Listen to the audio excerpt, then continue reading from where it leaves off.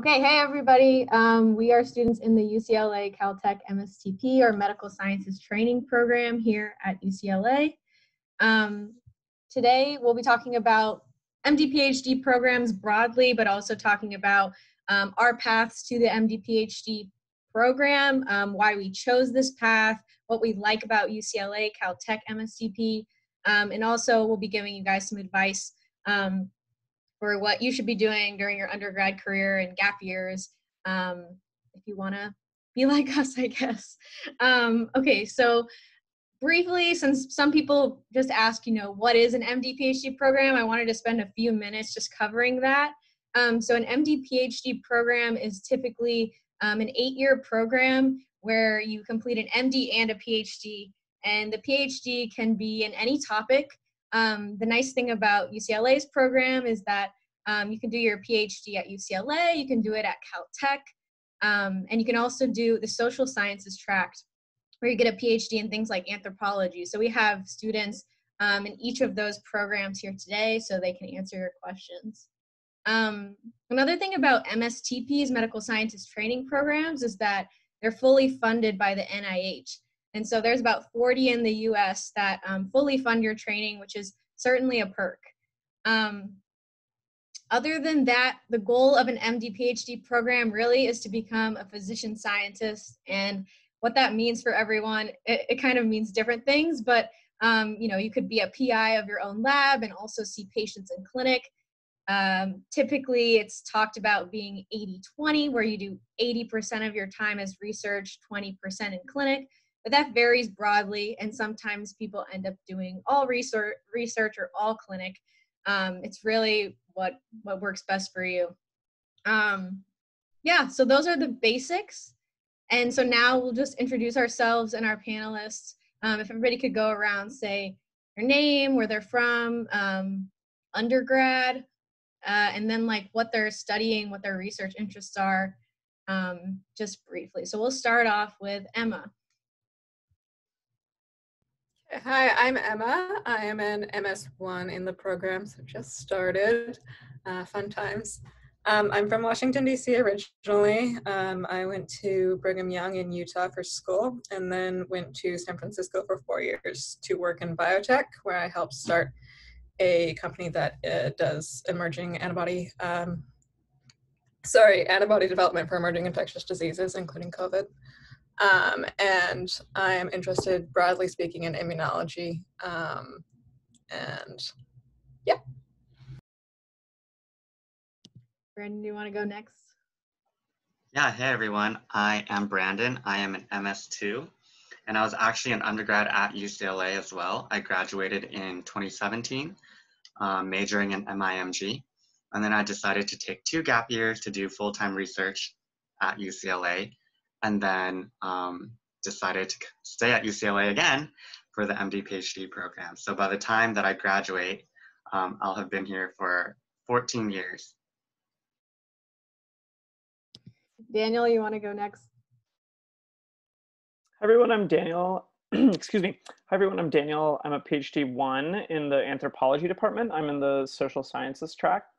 As Julia alluded to, I'm originally from Topeka, Kansas, where I went, and then I went to undergrad at Washington University in St. Louis. And then my path actually to MSTP has been a little bit long. I took several gap years.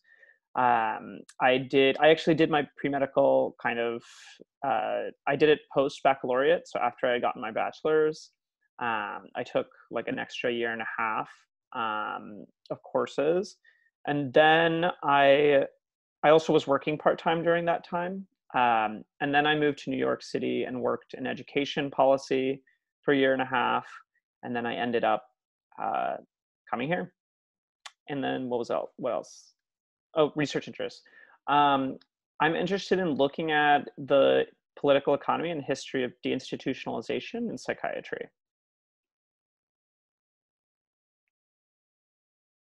All right, Anya, do you want to introduce yourself? Sure. I'm Anya. I'm currently a PhD 4 in the program, which means that I'm in my 4th year of my PhD. also 6th year in the program altogether. Originally I'm from Russia, but I mostly grew up in California, ended up going to UC Berkeley, and like most of the people you see here, I took 2 years after college to do a post-bac program at the NIH, doing research full-time, so also spent some time in DC, and then decided to come back to LA because it's probably one of the better places I've lived. My research interests are, I'm in Catherine Plath's lab here in the biological chemistry department at UCLA, and we focus on the role of long non-coding RNAs in gene regulation in early human development as modeled by stem cells. And Justin? Cool. Hi, everyone. I'm Justin. I am currently a third-year grad student at Caltech in the bioengineering department. I grew up in Los Angeles, actually. I went to Hopkins for undergrad where I studied environmental science, and I took one gap year after to do full-time research with Ben Park. And my current research interests are mostly synthetic biology and cell engineering based. So I'm working on developing and engineering cells that can be used for highly sensitive cancer diagnostics. And we'll see what the rest of my PhD thesis has in store.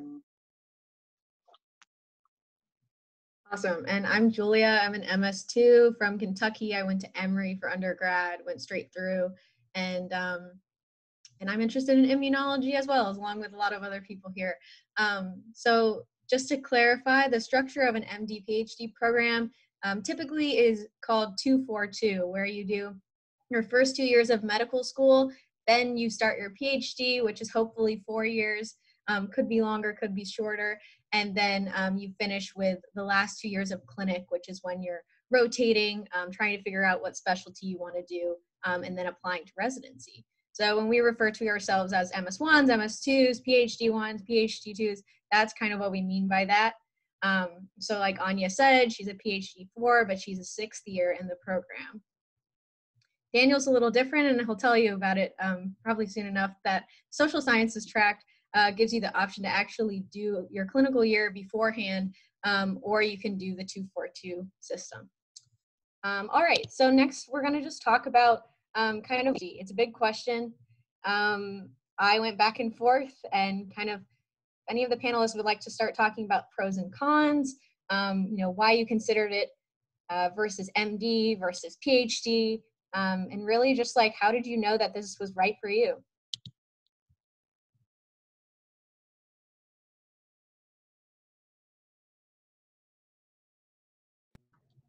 I can start off with that. So basically, growing up, my dad was a psychiatrist, and so I had a lot of exposure to medicine. I always really liked it. I was that very nerdy child who liked reading the New England Journal of Medicine when I was like 12, because that's a thing. And then I didn't really have much exposure to research until college, but basically I got started with it after my freshman year. I went to Germany actually to do like alternative splicing in plants, so totally unrelated to medicine.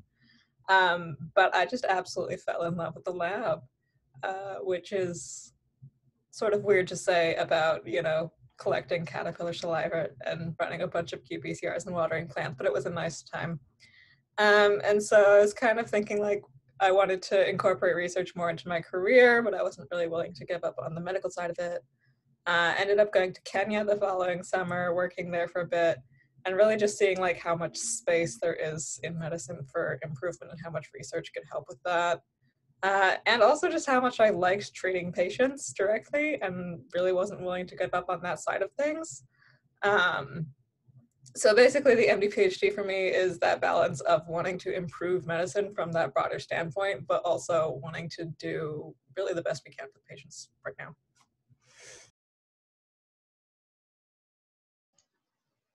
Yeah, for me, I also really got into the MD PhD more from the research side. I actually applied to and entered UCLA as a business economics major, but I had done a research experience in a research lab, and I completely fell in love with the idea of research, the idea that you could discover knowledge that no one else really knows about and use that knowledge to help improve the world. And in a lot of our cases, improving the world through like scientific discoveries that can be implemented in the medical clinic. And so I completely switched my major, and throughout college, I was really thinking, do I want a PhD or an MD PhD? Because I knew I wanted a research career for sure. So it really came down to, do I want to throw on that medical training as well?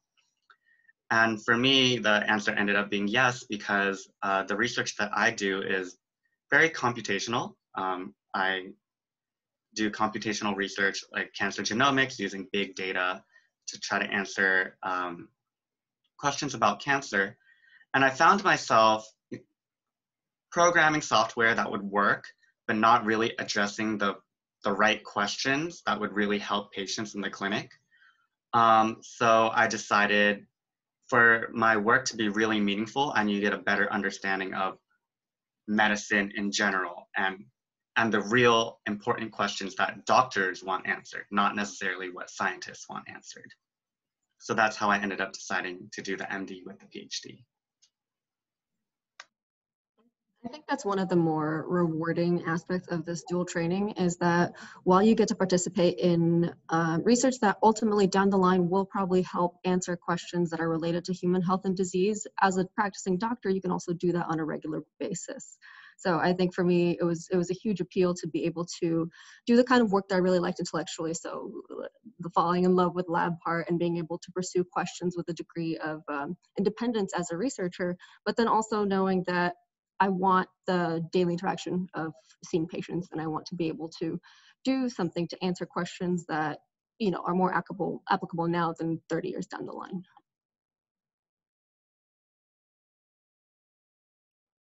Kind of echoing that, I think I distinctly remember going through an existential crisis as an undergraduate, and ultimately a decision that led to me doing a post-bac and kind of picking up an MD. I was originally interested in going to academia, and I felt like I was a bit frustrated in the sense that, at least in my field, I was studying human suffering, and we all kind of do that in ways that, you know, maybe super direct or ways that are more indirect. But I felt kind of this frustration that I was only kind of talking about it, or maybe influencing some kind of larger conversation about it, and not being able to do anything to alleviate that suffering in front of me immediately. And so that kind of led me back to considering medicine as a way of doing that, in the sense that when a patient presents to you in clinic, I wanted to have the skills to address that human suffering in front of me in a way that I could deal with the immediate issue, but at the same time, using my research and PhD, I could also affect kind of larger structural issues that ultimately lead to human suffering. And that's kind of the way in which I navigated it. In terms of also rationalizing the length of time, because it is a lot of time, I figured that, you know, I'd be fully funded, and so you'd save like years, potentially decades of paying off medical school debt, which was something that also was really, really attractive to me in terms of convincing me that 8 years was possible.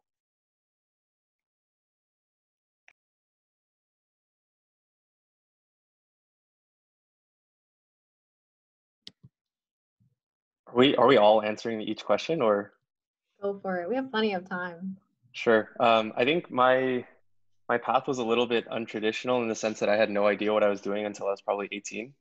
And I think I was kind of meandering through life in high school, and I actually like switched my major in college 4 times when I got to Hopkins. And I kind of had this idea that I wanted to be in medicine or in the healthcare field because I just saw family members get sick, and I realized how important health and medicine were. But it wasn't until I think I started doing research that it started to click for me. And then I realized that medicine was super cool. And then research could be used to solve future healthcare problems. Like, we don't have everything figured out right now, and there's a lot of potential for good through basic science and translational work. And then I think in my meandering, I came across some like fantastic MD PhD mentors who really served as role models for me in terms of what you can accomplish with 8 years of training and how much you can learn. And then the decision was pretty clear at that point that I guess investing a lot of time and energy into both degrees was the best thing for me.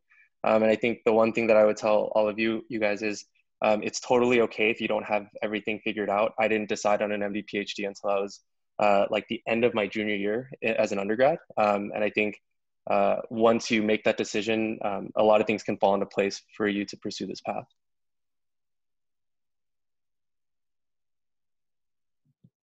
Yeah, I agree with a lot of this. I think I looked at the MD PhD as the best of both worlds in the end. After talking to people who were MD PhDs, MDs, PhDs, and just kind of hearing the pros and cons, I think that was the most beneficial thing for me. Just to kind of ask them, you know, what do you like about being a PhD? What do you not like about being a PhD? And same for MD and same for both.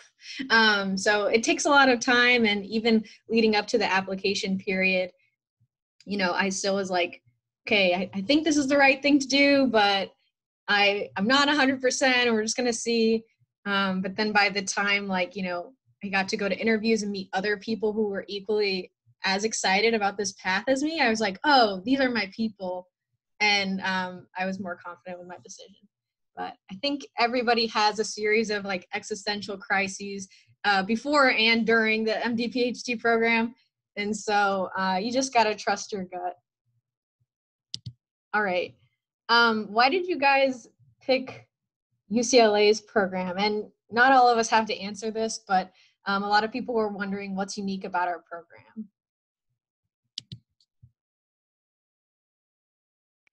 I can start since I'm kind of the odd one out a little bit. I chose UCLA because of the flexibility, that in the sense that they also support social sciences as well, at the same level that they do other sciences, which is something that's actually pretty rare in the US. I really actually only had a limited set of programs that I could apply to, which in some ways was good because it limited the number of secondaries that I needed to complete. But in other ways also, it just kind of shows that the field is kind of growing. I ultimately decided to go to UCLA actually because of the specific like researchers and faculty here. Strangely, I had this as an undergraduate, and I think everybody kind of has this, kind of an academic idol, like somebody whose work that you really, really respect. And that person happened to actually be hired at UCLA like 2 years before I applied. And that was a huge motivating factor for me to want to work with this person. And I feel like that oftentimes is the motivation for a lot of people, is wanting to work with specific people. Because once you do get there, you do have kind of that freedom to choose who your PI is going to be or who you're going to work with. So ultimately that was for me. And then also, Los Angeles is a great place to live. And I also really encourage folks to like weigh that when making decisions, for example, of committing to a place for 8 years. You're going to want to really like to live in the place that you're committing to for 8 years. And I absolutely love living in Los Angeles. And so this was kind of the dive that I took, and I absolutely do not regret it. I grew up in LA, so I think similar to what Daniel just said, it was really important for me to be around like family and friends because the training is so long. And I actually live at home with my parents right now, which is not as bad as it seems. It's actually a great thing. But it's been really nice to have a support system at school because it can get really challenging at times. And in addition, I think UCLA is super unique because there is the partnership between our school and Caltech. And it allows for you to apply to like work with scientists at Caltech. And I think the type of training is slightly different. It's a lot more like basic science and somewhat engineering focused, but heavy basic science. And I think that was something that I was really interested in. So those two things were very important. And I know not everyone is going to be from LA, but I think having some level of support or some level of comfort for such a long period of time while you're training is super important. Yeah, 100% agree with both Daniel and Justin. I'm also from SoCal. So part of the reason why I decided on UCLA was to stay close enough to family.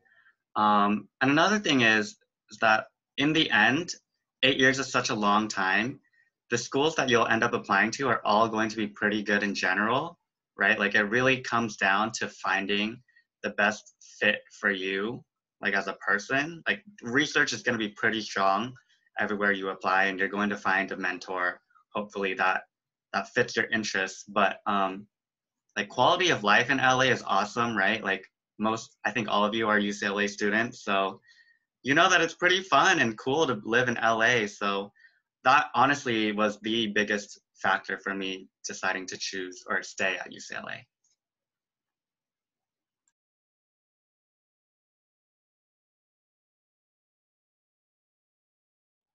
Yeah, for me, not being from the LA area, I had never been to LA before I interviewed here. And I interviewed here, it was my last interview.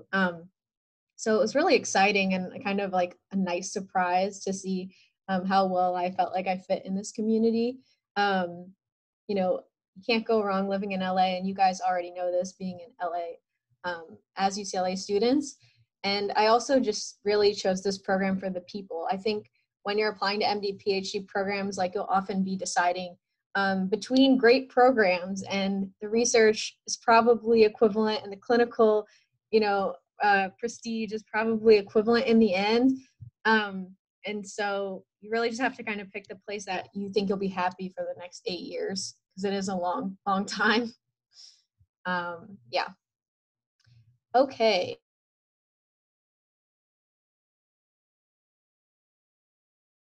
Oh, I'm muted. I'm sorry. Next, we will go into talking about just general advice for students interested in applying to MD, PhD programs. You can kind of answer any part of this that you want. You can either share what you did in undergrad that you felt was helpful to get into an MD, PhD program. There's a lot of questions about, like, is it ever too late to start research? Is having a publication essential? And, what other activities did you do in undergrad that really helped you make this decision? Yeah, so if anyone has anything to say about that. Yeah, I can go.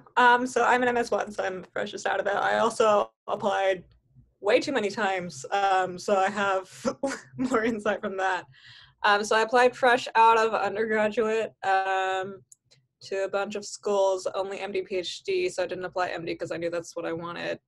Then I didn't get in that year, so I applied the year after that, which I would not recommend doing because that's just not enough time to show that you've made like any real difference in your application. And then took a few years off to do biotech and came back. So coming out of college, I mean, I had a pretty strong research background. I had 2 or 3 publications. I had been doing research for 3 years. So I was very solid on that side of things. But my only clinical experience was that 2 months that I mentioned in Kenya.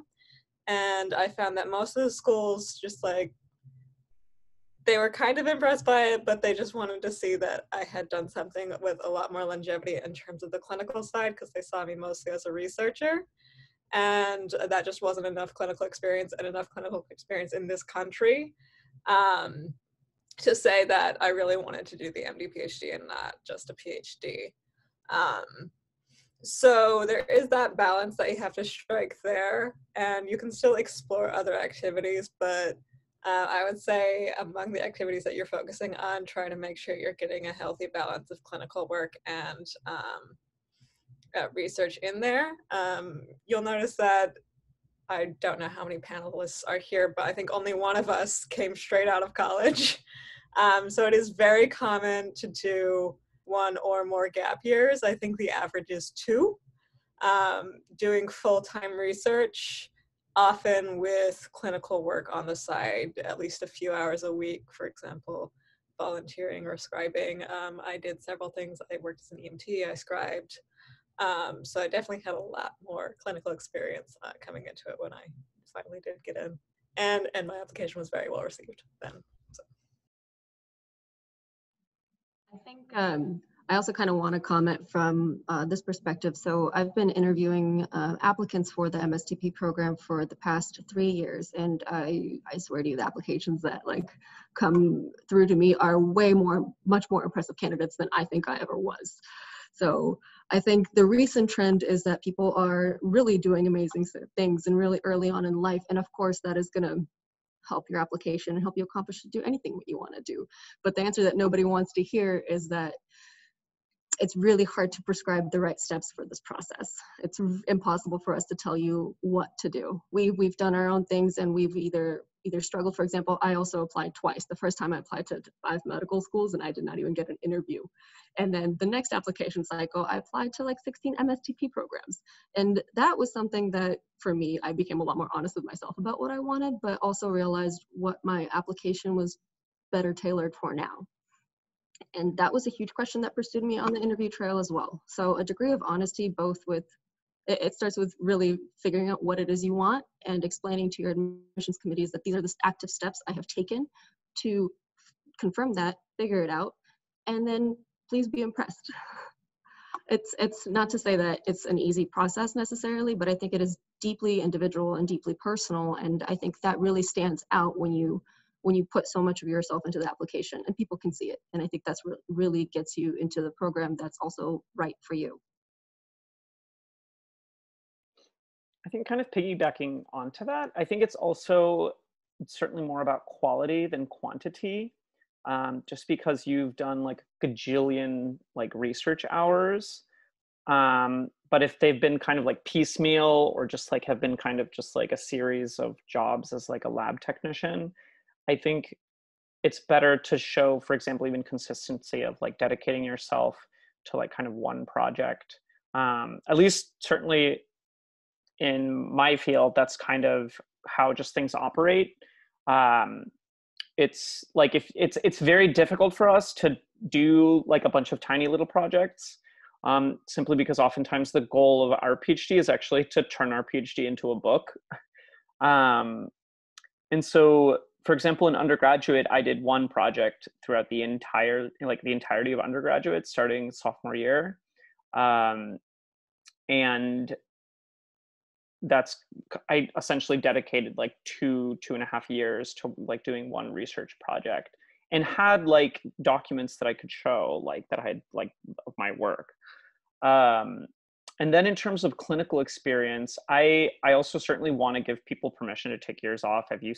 As you've seen from this panel, like everybody except for one person took years off, kind of echoing that.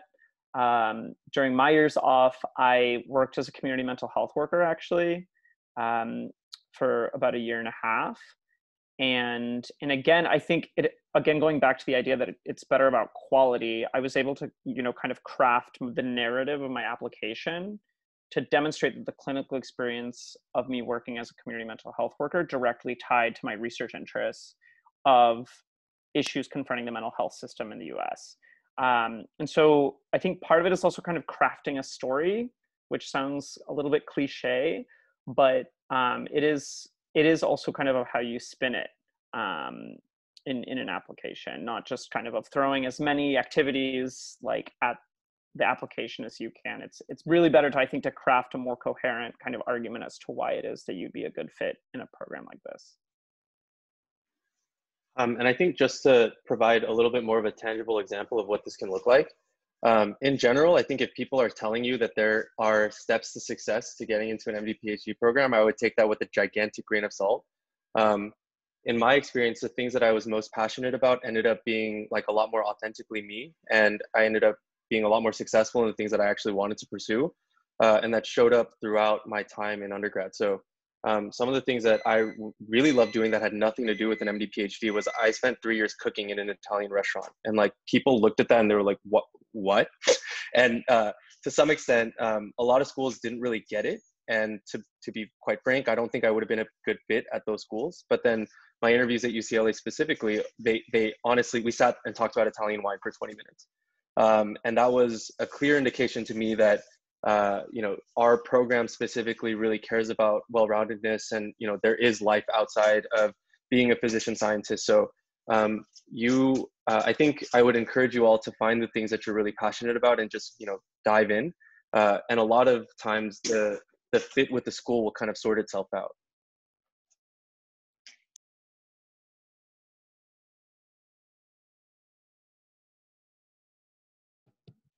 Yeah, I guess to give my perspective as someone who did go straight through, I started research early in undergrad, like second semester of my freshman year, and then I stayed with that lab all 4 years, and I did research during the summer.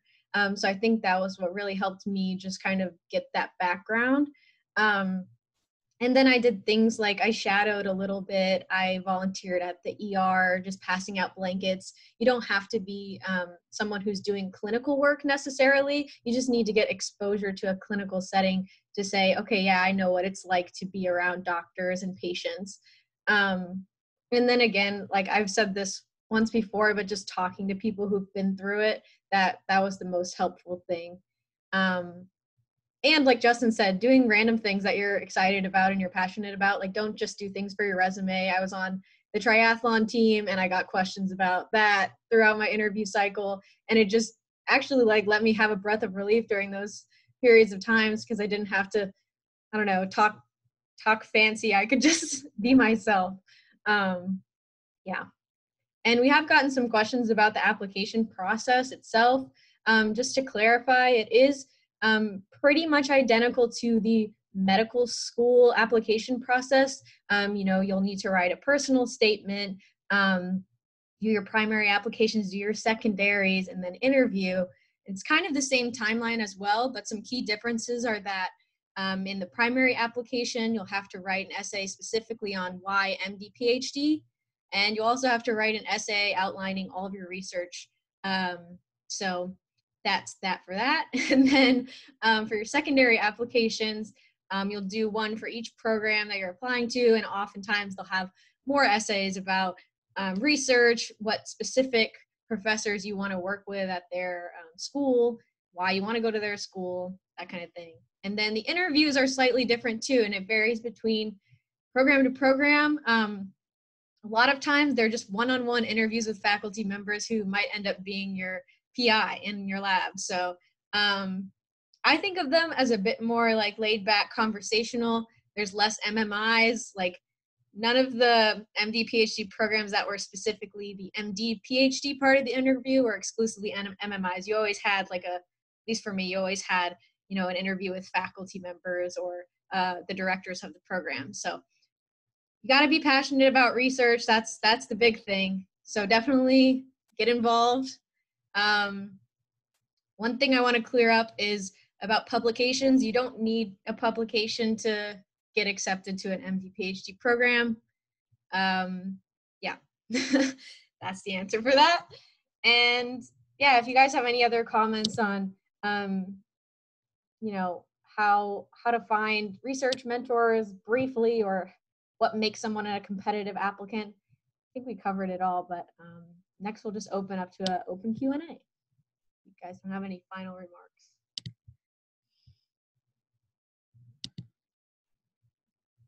I think there's this really great question about advice on staying positive and optimistic while just in the application process. I will tell you that I got my acceptances way late, probably in March. I think UCLA accepts really late, and there were some other schools, and it can be one of the most draining and anxiety-inducing processes ever, depending on the type of applicant you are, and it's just statistics. Sometimes people get accepted really early, sometimes you don't get accepted at all, and there can be a lot of uncertainty. I think it's really important to understand that there are a lot of things in this process that are out of your control, and separating the things that you can actually do something about, and then understanding that there are things that you absolutely have no control over was really helpful for me. For example, you can prepare for your interviews, you can get ready for, you can prepare great applications, and that stuff is really important. But sitting and getting stressed about whether or not you're going to get accepted is not something that does any good for you fundamentally. And I think separating those things can be pretty liberating, because I found that when I started focusing on all the rejections that were coming in, it actually hindered my ability to stay optimistic for future interviews and future, I guess, parts of the application process. So I would say do that. And at the same time, there will be times where you feel completely overwhelmed. And in those moments, find your people, find your family members or your friends who understand. Maybe someone who's gone through the process before. and just reach out to them for help, because I would say that having a support system is probably more important than anything. But ultimately, just stay hopeful, because a lot of us have applied multiple times. A lot of us, didn't get acceptances until far later in the process. And just know that if it's something you want, you can absolutely keep taking steps towards it. I think that's pretty key advice, not just for the application season and the interview trail, but also for, longevity and staying in this program for 8 to 9 years. You're going to have some stressful times, of course. So having a support network in place, either one that's, around you, or in these days it's becoming much more important to make sure that it's global somehow. But choosing a place where, you're going to be happy is a very difficult thing to consider broadly, and also just leave some room for the fact that most of us, when we apply to this program, we are, I would say, in our early to mid 20s. And I can guarantee you that throughout the past 6 years, my priorities in life have definitely changed. And I'm incredibly thankful to be at a place like UCLA that allows for that flexibility, not just through the MSTP program, but also through life in a big city. So there's obviously a lot to think about, but this advice there's also a great question on how to stay happy throughout this period of time. And I think checking in with your own needs, understanding what they are, learning to prioritize them sometimes over, the needs of your research mentor, and sometimes the needs of your patients. You have to know yourself pretty well to be able to commit to something like this for the better part of a decade. Just to add on to all of that, just sort of answering both those questions. During the interview process, of course, it's hard to be I think what's hard there is sort of putting your self-worth in someone else's hands in a lot of senses, because all these things that you've been dedicating your life to for the past however many years are now on a piece of paper where they're going to give you a definitive yes, no of, are you good enough to pursue the life goal that you want? And I think a lot of that is just having a support network and having people you can talk to, whether that's a therapist or a friend, and taking time for self-care, just things that you enjoy, whatever makes you happy. The advantage of being on the interview trail is that your application is what it is, whatever you're doing now, maybe you enjoy it enough to continue it, but you don't have to continue it. So you could take some time off and just pursue other passions of yours.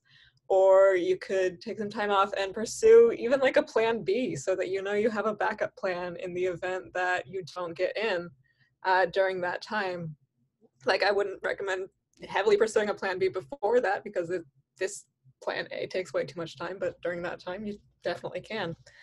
And then as far as once you're in the program, I think the program does a good job of supporting you through it and wanting to provide resources to help you. And I really just think through all of it, setting boundaries with yourself is one of the most important things you can do. Yeah, you could be one of those people who studies 10, 12 hours a day every day, and in a pass-fail school, is that really going to do that much for you? Probably not. Especially for us MD PhDs who usually have very strong science backgrounds. PhDers, again, you can be one of those people who work 16 hours a day. People also get PhDs when they work 40 hours a week. So it's doable either way. You don't have to kill yourself to graduate from this program. Obviously, third and fourth year get a little bit trickier because it's sort of required heavier schedule, but that's a short window of time, relatively speaking. So really, if you're looking at this a 40-hour-a-week job, that's a lot less than a lot of you are working now. And as to the question of can I have a family? Can I pursue other hobbies? You might find that this is a better time to do that than any other time in your life.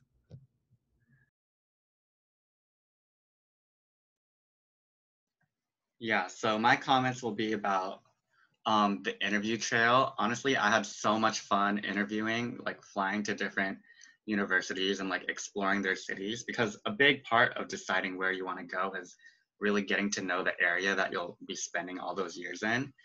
So interviewing to me, despite having the stress of having people judge you, was super, super fun. And yeah, I'll echo that the work-life balance in school is amazing, right? Like you can study as much or as little as you want. And since the system is pass-fail for most medical schools, right? Like as long as you pass, you're going to get that medical degree. So, you know, just put in the work that you need to, and then you can honestly just spend the rest of your free time doing whatever you want. So yeah, maintaining like a good work-life balance and being happy is actually not that hard in medical school. So keep that in mind.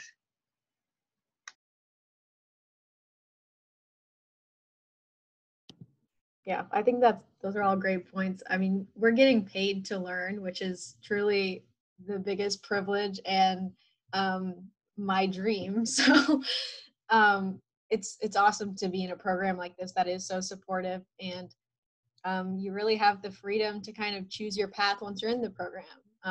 Some questions I got when you guys RSVP'd was that, you know, do you have to know exactly what you want to do when you apply to an MD PhD program, whether that's research, whether that's clinical interests? And does anyone want to comment on that? Yes, I think it definitely helps probably streamline things, but I came in here thinking I was going to do cancer research and be an oncologist. I'm still in biology, but I'm doing very basic stem cell research, and I have no idea what my clinical experience is going to be like to shape who I actually want to be as a physician.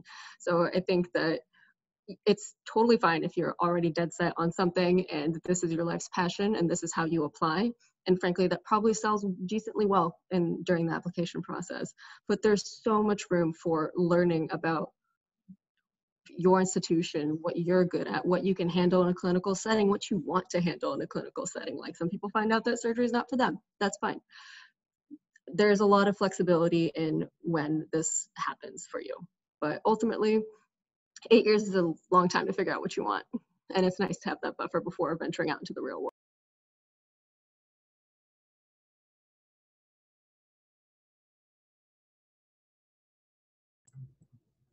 Just to add to that, I had a thought. Sorry, what was the question again? I had a thought. It'll come back to me. Oh, do you need to know exactly what you want to do before you start this program? Yeah. So I think a lot of people who are going to be interviewing you like to see that you've really thought this through. And they will have a lot of questions for you about what exactly you want to do with your life. And having an answer to that is going to be a good thing for you. So make sure you've really thought it through and you can see at least one very clear potential avenue for your career to be able to have an answer to that. That doesn't mean you can't change your mind. Yeah, that's a great point, because I put in my application that I was gung-ho, wanted to be a pediatric hematologist oncologist, and I wanted to do research in cancer immunotherapy.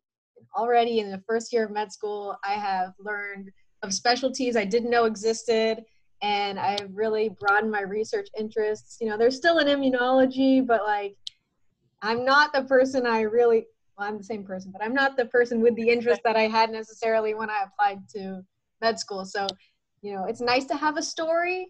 They really like stories, I feel, but it's also more important to just be passionate and be honest. Like, if you have two different interests that are kind of really different, you can say that and just say, you know, you're excited to explore.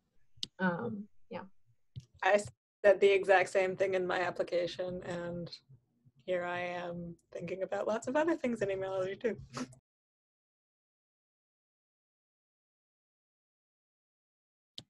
All right, now we have time in the next 15 minutes really just to continue to open it up for an open Q&A. So I'm also looking at the questions you guys submitted in advance, but for questions now, any advice on getting ready for interviews? I guess we'll focus on briefly on MD PhD interviews. Someone wants to comment on that.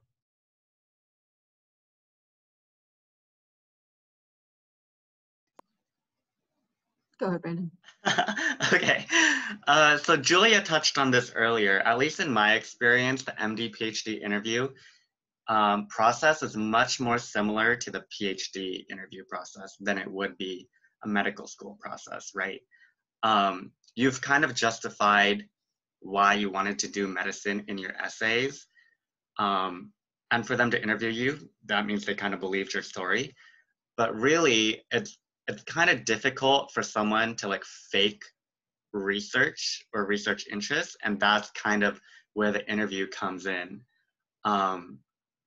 So for the most part, your interviews will be talking about your research. Yes, you'll obviously have interviews where you talk about your clinical experiences, why you want to do medicine. Obviously, those will happen, but pretty much 100% of the time, you'll be talking about your research as well. So know your research. I think that there's also a converse to that point. If you know your research, you're fine during these interviews. Like, I know it's nerve-wracking, and I completely understand the stresses of talking to professors and like 10 new people every day. But you really, if you've done your research and you know exactly what you've done, you're just there to convey it at that point. You know, there's already a chance for you, so you might as well just use it as a two-way street and ask your own questions and figure out if, you know, people seem happy around you, because that's going to be important. I think one of the best pieces of advice I ever got was that if you get to the interview stage, like it's kind of the ball is in your court, or the ball is in their court. And like they really want you rather than kind of the other way around, when it feels the kind of where you're powerless as an applicant, or when you're just like sending the application and you kind of feel powerless. Once you get to the interview stage, I think really, at least in my experience, was kind of just having a conversation. Like Brandon said, a lot of the interviews I went to just ended up being conversations again about research. It wasn't like a list of structured questions about like that you'd expect, like, I don't know, at a job interview or something. And so, yeah, kind of the best piece of advice was this idea that like you are like the kind of hot product that they're trying to like pick up once you've gotten to the interview stage, not the other way around. And so that kind of helped me relax a little bit once I had some interview invites kind of pending. So if you've gotten to that point, like that's like super exciting. So yeah, definitely don't think too hard about it. If you know your research, like you should be good. The one other piece of advice that I'll add, because all of that was super great and helpful, in addition to having that mentality of they want you, I know that there are a lot of applicants who really struggle with just talking about themselves. Like maybe you're more introverted and it's hard for you to describe research, or you're not comfortable. I don't know. Before med school, I didn't really have any high stakes interviews. So it was very difficult for me at the start. I actually found myself getting progressively better at interviewing as the interview season went on. And I think that just comes with comfort and, you know, being okay with talking about yourself and talking about your science. So I would take advantage right now, especially because COVID has kind of changed the way everyone is doing interviews. Just hop on a Zoom call and record yourself. Ask yourself, like, describe your research, record how you say that, and then play it back to yourself to see if it even makes sense, right? You would be surprised at how listening to yourself describe something can sound very different than when you're actually trying to say it, you know, at the time. So there is some level of comfort and confidence that comes with just a little bit of practice beforehand.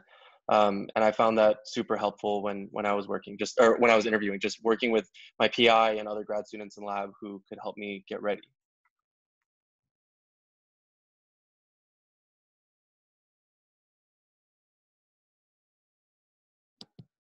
Another question I saw on the RSVP form was, how did you go about choosing your lab and, you know, the lab rotation process for those who are in their PhD years?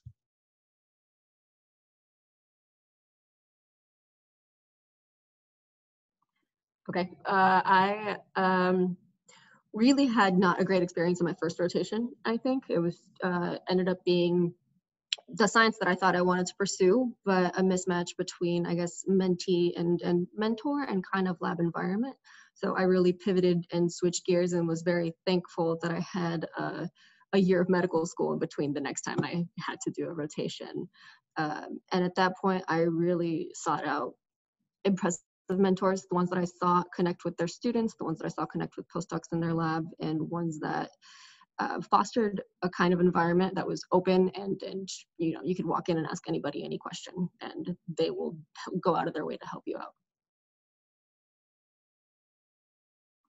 Yeah, for me too. I think that was actually, it was a hard decision, but it was also an easy decision. I think when I first came to the realization that I could do the PhD at either Caltech or UCLA, the kind of space of PIs that you could potentially work with is massive.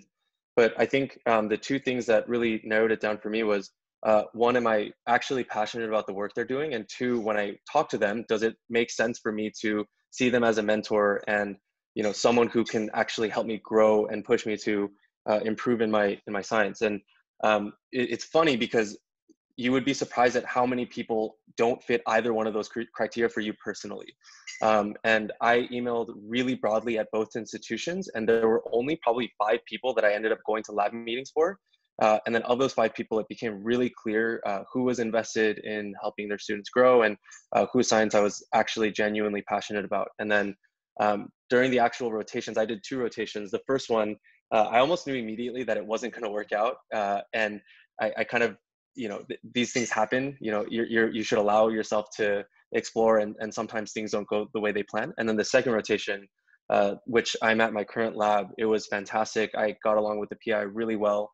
There was just this environment of really diverse groups of scientists who were all exploring very different parts of bioengineering and chemical engineering and physics and all sorts of stuff. And then that was the easy part of the decision. So I think doing your work early and like sending out emails to PIs that you're interested in or faculty members that you might want to work with, and then narrowing it down pretty quickly, I think was the way that I went about choosing a lab.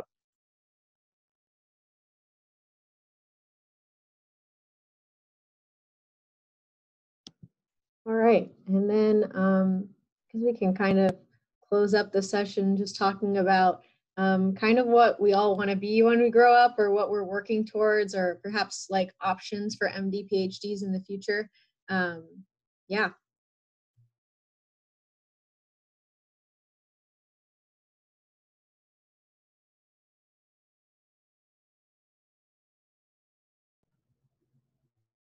So yeah, coming in, I said I wanted to do cancer immunology research and do pediatric oncology. And I am thinking more broadly about that now, potentially into autoimmune disease, because I've done a lot of research there. But it'll definitely stick with immunology focused for my PhD. I'm definitely thinking I'll continue with something in pediatrics, in a subspecialty of pediatrics, maybe oncology. Sort of where my mind's at right now is that oncology, I mean, it's a huge issue right now and lots of research is being done in it, but 30 years from now, it kind of seems like a lot of the questions might be answered. So if I'm thinking long-term about my career, I'm thinking more about like things like neurology and autoimmune disease that aren't quite as research focused now. So yeah, pediatric neurology is something that's been interesting me lately. We just got a really good question. Do you have any recommendations for people who have GPAs and MCATs below the average? And to this, I really want to emphasize that, like, again, there is no perfect applicant, and averages are literally just averages. As a fellow UCLA undergrad, I'll tell you that I have failed like some of the core LS classes. I failed LS4. I've gotten C's in other classes. My GPA was not great. My MCAT I had to take twice, postponing the second time because I failed it the first time and thought I was ready to take it the second time and still wasn't ready. So like there's no perfect applicant. There's no perfect number. Like honestly, you can have like terrible numbers like I did and still make it into a program. Really what the programs are looking for are, or what they're looking at is you as like a person. Like I know everyone says like, oh, it's a holistic application, and you moan and groan because that's not what you want to hear, but that's the reality of it, right? Like you as a person are much more interesting than you as an applicant with a few numbers. And I honestly think that the thing that makes you stand out most as an applicant are your interests and passions, whether or not they're related to medicine or research or science. But your passions are what make you stand out the most, I think. Yeah, I want to echo what Brandon said. My MCAT was also far below the average, and I got here just fine. And I also know a lot of people, like Brandon said, it's an average, so there's plenty of people who fall below it. I was one of those people who fell quite below it.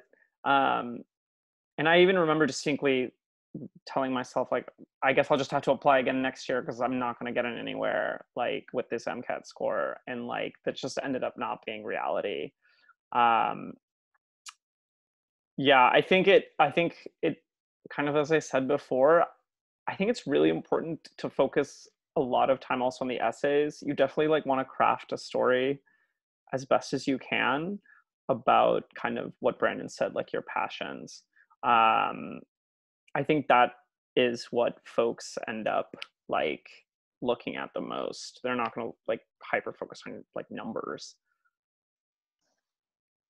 And then just to go back, this kind of goes into the question that was posted about like the split between clinical work and research. So to the original question, I actually am thinking about doing a neurosurgery residency after MD PhD training, which sounds kind of ridiculous because it's 8 years of MD PhD and then potentially 8 years of neurosurgery.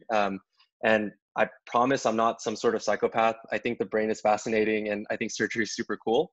And if I end up doing neurosurgery training, I definitely suspect that my split is probably going to be closer to 90-10. And the neurosurgeon scientists, 90% clinical, 10% research.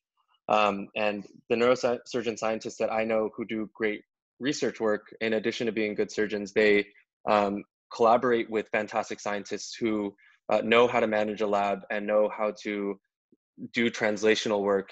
And there's great synergy potential there.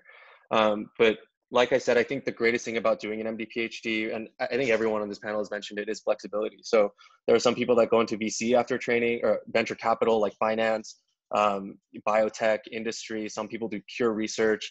I'm probably going to be more on the clinical side. So the skills that you learn as a MD PhD candidate are probably invaluable. And that's, I think, the foundation for whatever pursuit you want to have in the future. Shameless plug for our program. Yeah. 80-20, for those familiar with statistics, is probably the worst average that I've ever heard of, because while technically true, that no one actually does it. So it's not the mode at all, but it might be the mean. And yeah, like I don't think I've ever actually met someone who's done 80-20. I know some people who, like, I know an MD PhD who runs the blood bank at UCSF, and so his clinical side of things is a lot related to managing good manufacturing practices for like a Treg facility, that's regulatory T cells. I know someone who basically just said screw it after the MD PhD and founded a company making nanoparticles, and now they are retired on a beach somewhere. I know someone who is a neurosurgeon who does research, but really they just like are the listed PI on a couple of projects, and they inject the vaccine into the people's brains. That's the research part of their job. And so it really runs the gamut. I do know one person who does 4 hours a week of clinic on top of a full-time job in a full-time like clinical trials type job in biotech. And that's, I think, the closest I've heard to 80-20. And she's only been doing that for 6 months, so.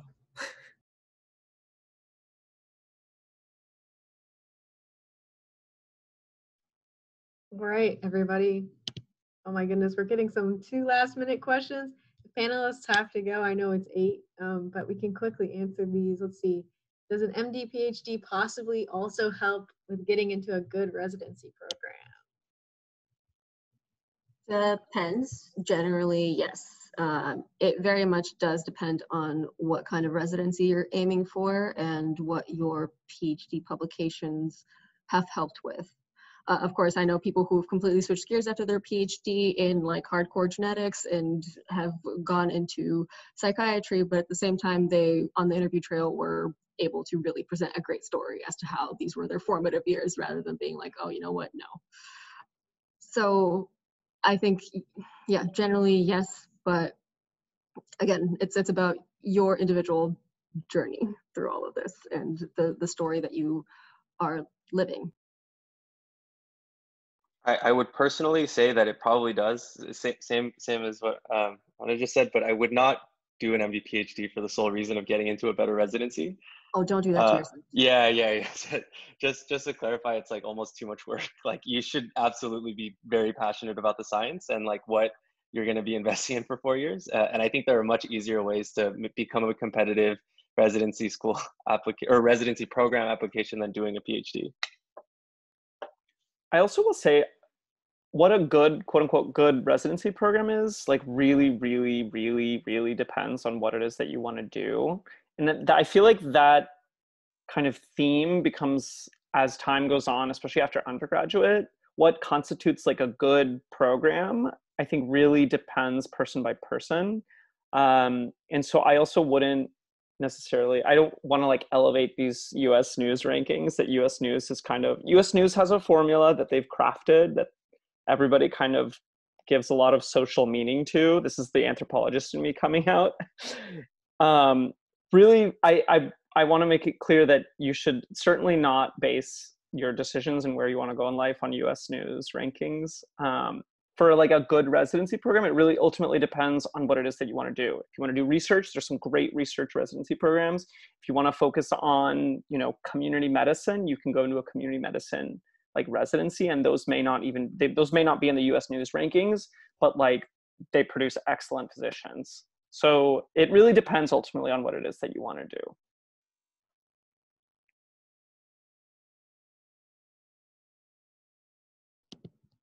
Yeah, I think the lesson we've learned from this session is that you got to do what you want to do. And MD PhD is a great option for people who are interested in this path.